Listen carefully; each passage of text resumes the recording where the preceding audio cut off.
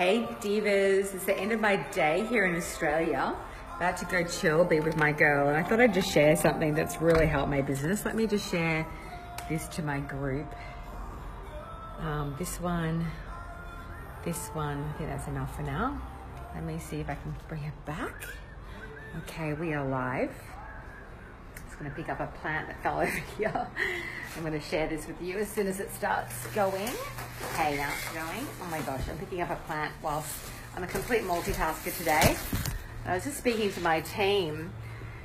Oh, my beautiful team. I need to probably turn on the light this way. Hey everyone. I want to share with you one of the most amazing, I've got my tree up. That is my Christmas tree. I call it my peace tree. Hilarious, peace tree. Good, I put it in the light. Never taken it down. I have to get my cleaner to do it. I could not be bothered like taking off every single bit of decoration and all that kind of stuff. So just a very quick video tonight. I've done quite a few videos. I've had a lot of energy coming up. Yesterday I was in tears about my dad who's sick. Got a big webinar on tomorrow. Been hiring new staff, training. I did a 3-hour class today. Hey, I worked out. I'm still in my training gear. Working out my legs, getting strong. But I just wanted to share a policy that I have that Christmas all year round. Yeah, well, when Paris was bombed and they had the terrorism, I was just like, I'm naming that my peace tree, and it's got like lights and all that jazz, but I might take it down. It's been a few years. Oh my God. So, but I will be hiring someone to take it down for me, because that kind of slow, probably could be good for me, that slow, methodical, but I'd rather be on video or teaching or be with my daughter. So I will outsource that. But I just wanted to share this policy that I have in my business, and as I've gotten stronger and stronger and more loving and clear about my, hey, beautiful Nure, about my role as a leader, a mystic, a high priestess, a soul empath. Hey, Tia Ho. And I was just cracking up, like, oh, you should have heard me. I mean, I was swearing and carrying on like an absolute trucker with my team, with both Lisa and Ruthie about some certain things, sharing some private stuff just about also my sales team around certain things and how we communicate. But I own the F out of my work around the prices, the investment. I mentioned, you know, the whole philosophy, like have a law of generosity. But if people want to be in my orbit and they want a deeper level of support from my team, we work so incredibly diligently. We've got a big team. I'm putting heaps of cash into it. Oh, someone says I look like shit. Okay, whatever.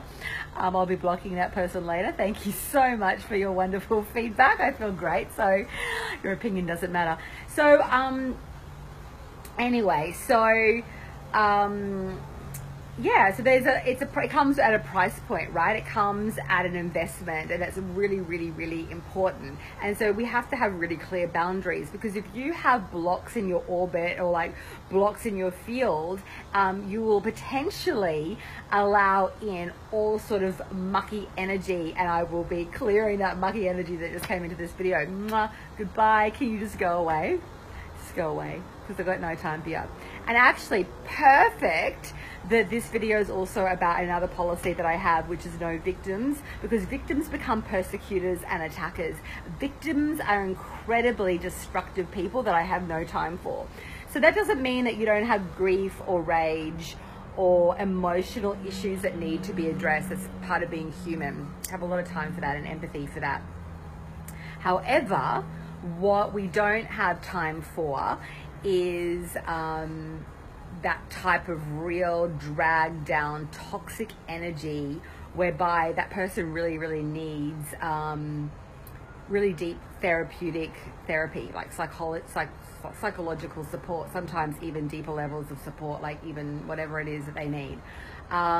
So just being really, really clear that also as a soul empath and as an intuitive, as a priestess, as a healer, as a soul empath, all of you guys, to know what is your role and what is not your role, what you're prepared to give, and where the boundary is for you energetically. Otherwise, I see a lot of incredibly gifted women really depleting their life force. And it's actually unnecessary, but we've been so conditioned that that's the way that we give, that's the way that we serve, and it is unnecessary. So I was just saying, with my students, with the people that I'm here to work with, I'm generous, I give, I honor my word, and then they must pick themselves up. They must stand up, stand up, stand up, take up space, and do the work that is necessary. So you give people the tools, and that yet they have to mobilize themselves. And that's part of the teaching, right? Part of the teaching. So that has freed me so much, because as I go to serving hundreds and hundreds and hundreds of people in my groups and things like that, and later thousands, you can't hold the space without having those very, very clear boundaries, right? So I'm just inviting you all to be really clear with that. Yes, learning to set boundaries around who I give energy to. Yeah, and it's like, how do we use our energy, right? How do we use it? So I'd rather use it to teach, to inspire, to mobilize,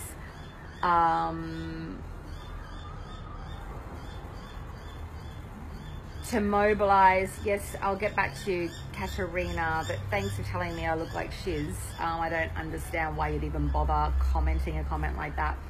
I do look tired, but that's okay. Doesn't mean I look like shiz. The funny thing is in life, where I've gotten to at this point, is, you know, I'll get really beautiful positive feedback on Facebook of people messaging me on how much I helped change their lives. And then the more you start spending money on ads and things, you'll sometimes get negative feedback. And I was sharing that in my Diva Mind today. Hey, Kim. And I'm just like, oh my God. And I began to respond to some of these people, and I looked at their profiles and checked out the energy of what was going on. Okay, Katerina, thank you. I will get back to you.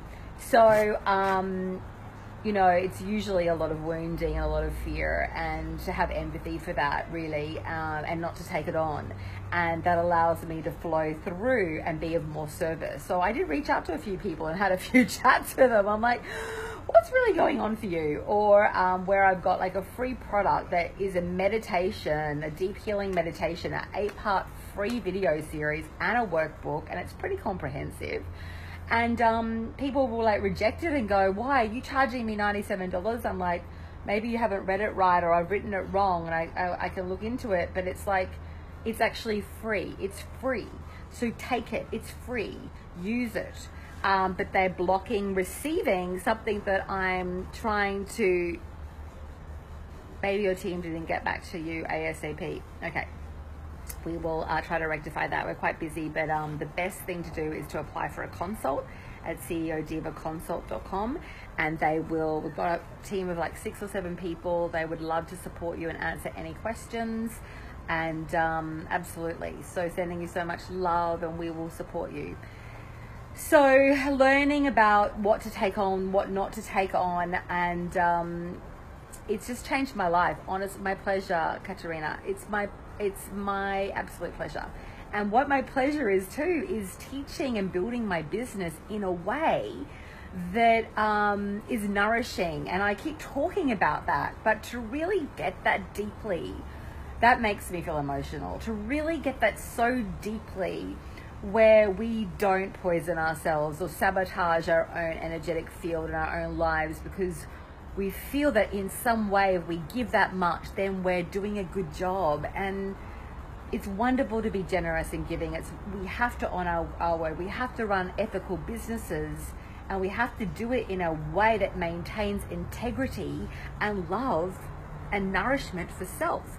Otherwise, you won't be able to keep going, or you're going to do the work, but you're going to be so depleted that in the end it creates, as you all know, incredibly toxic. It's toxic. It creates debilitating issues, right? And I've been there. I've been there. Even when I started earning more money, I'd like overgive to like kind of justify the value. Trying to make people get these results. But at the end of the day, of the students of mine that do really well, it's a co-creation, right? They have to also do the work. They've got to stand up. And I think that's one of the most powerful teachings, because each one of us you know, even in the crumbling, even in the letting go, even in the, you know, is so strong. And so when you keep overly compensating, you actually are disabling a person's power in some way. Isn't that full on? It's like a codependent energy. Like you're trying to get approval and love from them and you want to do the right thing, but we're enabling them. Oh, and then they think they need you, right? And it's wonderful to hold space and to really deeply support someone. But at the end, I think the biggest gift that we can give someone is for them to remember and reclaim their own power. And it's a relearning, it's a rewiring mentally, spiritually, emotionally. Does everyone hear what I'm saying? It's a really hard one. Well, it's been hard for me to learn. And it's changed my life. I'm still learning it. I recently let go of a client in my Diva Mind who was just, oh my God. And after about 6 months, I could feel that attacking energy coming again. And I had a talk with 500 people coming up that week. Hey, Chris, did you get your new phone? Yeah. I'll get off video in a sec, but are you okay? Chris just went to the city to get a new iPhone and on his bike. But so she was just like coming at me, and I'd given her a lot of extra free sessions because I wanted to really help her. She was really struggling, but then she'd go into that energy. And I'm highly psychic, and I don't know if a lot of people know that I work with a lot of shamanic healers and people, and they're the ones, but I read energy. I'm a very, very intuitive person, as we all can be when we are clear channels, and it's not coming from an ego. It's not coming from ego. It's just coming from the truth, right? And I'm like, I either go into and try to nullify and use all my energy to disable this person's victimhood and really give all this love to this one person who I've already done this for 6 months, and she's actually getting quite bizarre, like not even able to process information properly because she really needs deep therapy and support. And I don't do, like, I offer a lot of emotional support in my groups. I got her extra additional private sessions because she needed them. I was happy to do that, but then I was like, okay, this is not working. This is not what I do, and it's not the space that I want to hold. And like in my messenger, just full on. And it wasn't just like I need help. It was actually becoming quite aggressive. And I just was like, okay, and actually she couldn't even pay me at that point. She couldn't pay me. There was just a complete mess going on. And I was like, this isn't for me. This is not for me. And I felt like it was a sliding door moment for me. And I was like, okay, I'm either going to have all the energy for the girls in my CEO Diva Mind. I need to focus on my marketing and my strategy and building my team. I need to focus on my daughter and my family. And I need to make sure that I do a really good job at the event that I was hired to come and speak at. And I also had emotional stuff within myself. I needed stuff for myself. And I was just like, I'm not going to do this. I'm not doing this. So I just said to her, I think this is where the time of our relationship ends. I think you're an amazing talent. I think you're an amazing woman. But this is not the type of support and type of relationship that I wish to have for me. And I'm sending you so much love. I wish you all the very best, and take care and goodbye. And it was wonderful because it's like, I'm not up for that. It was actually borderline abusive, and then we perpetuate abuse by allowing it. So I was like, no, gotta go. This is where the bus stop ends. I'm getting off the bus, and I'm up and onto another train. And I'm going to focus on very high level, incredible, heart-centered, responsible human beings who can really handle the level of what I'm teaching and how I want it to, not only what I'm teaching, but how I want it to kind of feel. Are you getting what I'm saying? Like, it's like a beautiful, all the women that I serve, both in digital as well as in the Diva Mind, have a very similar, beautiful vibration. And there's no judgment with the letting go, the shedding process. I'm not talking about a shedding process. I'm talking about really toxic victimhood. And I don't have any time for that. So that's that was kind of the focus of actually this video was, I have a no victimhood policy, because victims are dangerous and you can never do enough for a victim, ever. Because they will always turn it against you because they're not taking responsibility for themselves. And I've learned that in my life. I had to do something about saying recently, who thinks you're a bitch? Of course she thinks you are, because I love being a strong bitch. A strong bitch diva. You can call me a bitch, I don't care. If I have integrity and love and self-love and I get named a bitch, which is the easiest thing that someone can call us if we stand in our power, well, call it. You can call it all you want, because you know what? I'm going to be a happy, nourished woman, and I know who I am. So people can call us every single name in the book, and it's basically like, bless you, and like, got no time for it. It's just, once again, the victim, rather than listening and seeing and go, look, let's have a discussion. Let's meet you halfway. These people aren't prepared to meet you halfway because they're a victim. And they will suck and suck and suck on your energy.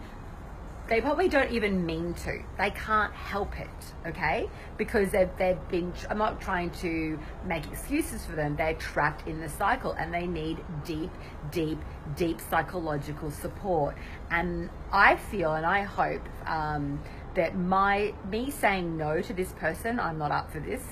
It's not acceptable to me. It's not my lane. It's not what I do. And there probably are some people who specialize, psychotherapists, psychologists who really specialize in that type of work. Then great, go to that person. And I probably need to get a referral. So there's anyone here listening here who actually specializes in dealing with really deep, dark victimhood, let me know.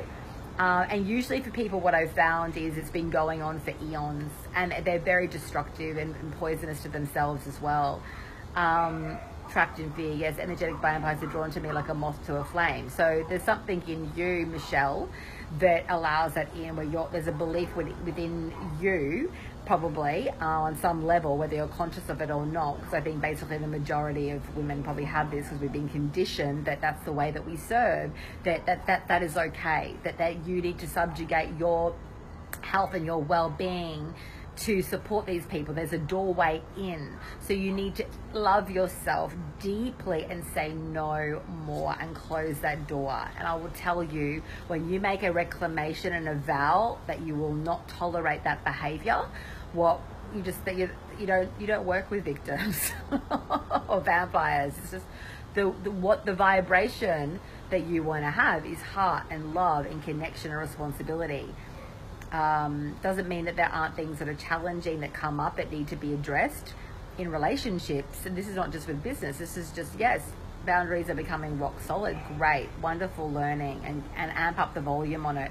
Look at every area, your relationship with your children, your partner, business, money, friendships. Look at it all. And just whenever, for me, if something's not feeling good and nourishing, I usually feel it now deep in my heart. It's almost like someone's come in and grabbed my heart, and I know that there's something there. And then I always have to look at myself and go, okay, well, what do I need to release to clear this even more?